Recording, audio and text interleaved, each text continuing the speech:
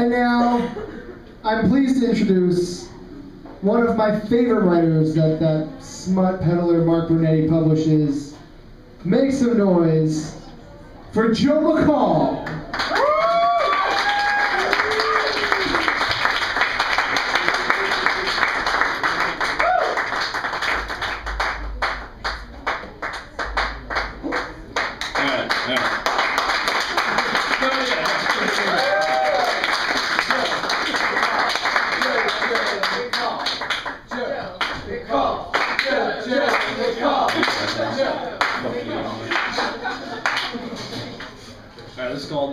This is called For Rainy Days. I'm the loose change at the bottom of your purse. You keep me in a jar above your bed or behind your bedroom door, only taking me out and cashing me in when I'm needed. Or maybe you forget about me, lying on the floor of your passenger seat as you drive out of town or go out for a night drinking with your friends. I'm the crumbs at the bottom of the bag. When you're really hungry or when you're really high, you turn the bag upside down, ingesting all of me, chewing me up into a pulp, washing me down with wine or beer or diet soda. I'm your favorite movie. You tell everyone about me. You remember the lines I spoke and you repeat them, never getting them quite right, or lying alone in your bed on a night when you're bored. You take me out, laughing at the right moments, crying when it's your turn. I'm your old pair of shoes. You tie me together by my laces. You leave me on a clothesline or in the corner of your closet. We have too many great memories, too many miles traveled together, too many nights soaked in alcohol and dance floor sweat. You can't just throw me away. You need me here to show people, to tell them what we've seen. I'm the love letter you got in high school. You keep me in the box, on the shelf in your closet, maybe I'm under the bed, and when you feel ugly, when you feel lonely or upset, you go to your closet, you kneel down and lift up the apron and reach blindly, feeling for that place where I'm resting. You crack open the top, almost expecting the contents to glow. You cry when you read me, whispering the words on my pages so low that you can hardly hear them yourself, and you're left there wondering how someone could have loved you so much and how you ever could have let them go.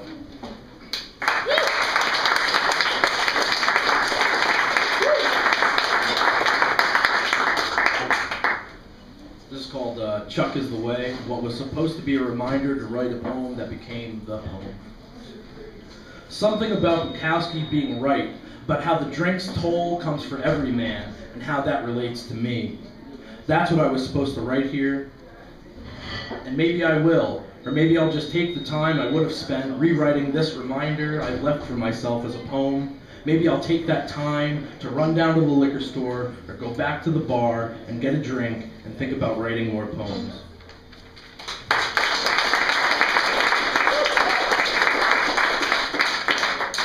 I used to work at a bar called the Sudsy Mug. Yeah, all right. Best karaoke in town. We can go there after if you want. Friday and Saturday nights. So this is about it. I used to work there and I met this kid. I don't know what his name is, I just call him Tommy. I only met him once. Tommy came to the bar, started ordering beers, talking about how much money he made begging at the boardwalk in Atlantic City that day. He said it was real easy. Just tell him you got lost and you need to get bus fare, that your parents kicked you out of your house and you're so hungry. They're all rich, richer than me at least. Rich people love giving away their money. They think it's charity. Soon he wanted to move on to something stronger. Give me the strongest thing you got in the house, he said. I poured him a double of Dewar's, neat. He coughed after one big gulp, expecting something more like vodka, I imagine. Damn, he said, and I sat back and smiled, knowing he was now a Scotch man, and wondering when the begging would get boring and he'd move on to something stronger.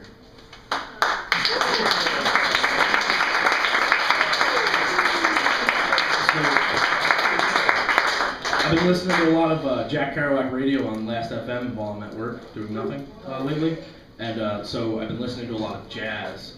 People like Leadbelly, Charlie Parker, Dizzy Gillespie. All right. So this is about that pretty much.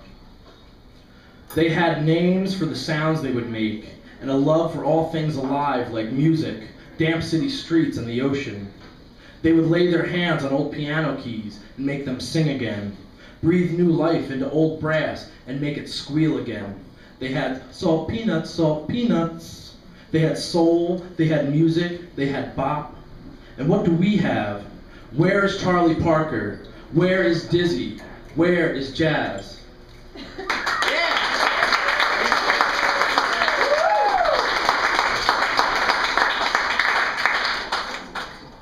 My jacket's over there, but I'm usually wearing it for this one. It's called, I forget what the fuck it's called, but it's about my jacket. This jacket has seen sunrises, exploding stars, and eclipses of the moon.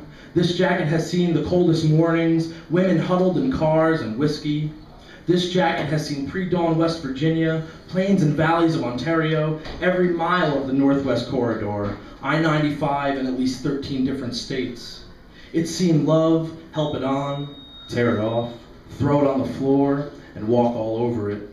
This jacket has seen great poets spill beer and great drinkers spill poetry in late-night bars somewhere in South Florida.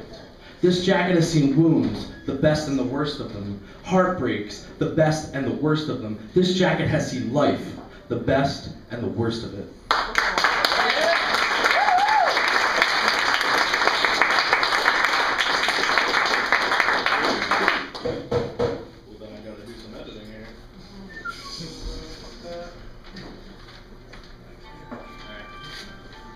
I call this one Veins of America. When I think about those veins of roads out there and all that metal screaming like blood down and through them, with all those lost wandering kids hollering at the night, just waiting for the night to holler back.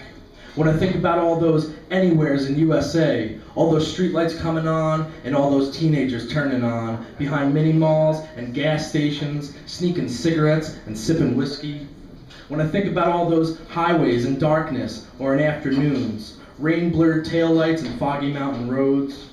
When I think about all those stretches of suburbia and long, farm-scattered country lanes. When I think about all those veins of roads out there with those wandering kids taking metal and screaming down and through them in the night, I just can't wait to get out there.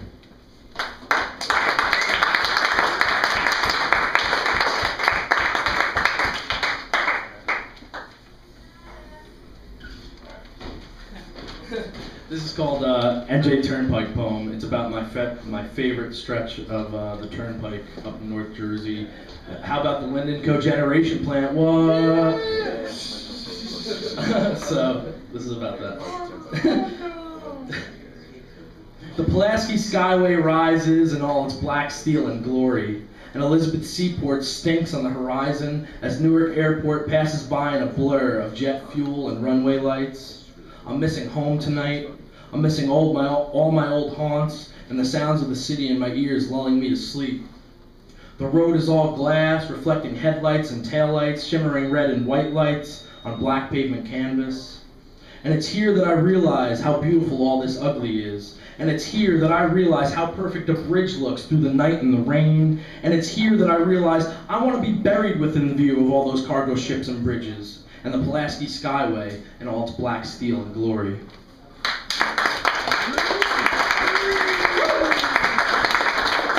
I'll do one more. I wrote this today, and I was really fond of it after I wrote it, and that usually doesn't happen, so... You fondled it? I fondled it immediately, and then I fondled myself. Yes. So, I don't really have a title for it. We're all stumbling home, drunk in the dark, and God's the bartender, kicking us out at 2 a.m. Sometimes he lets us stay until 3, but that's only on weekends in the summer. So we're stumbling, we're drunk, we're blind. Partly from the booze, one eye only half open, the other one completely fucking useless, and we're pounding our fists against cell phones, trying to call the girl that always comes over and heals our wounds when we're this drunk, when we're in this much pain. And in the morning, through the hangover, she resembles an angel, one of God's living, breathing creatures. But just remember, she works for that bastard.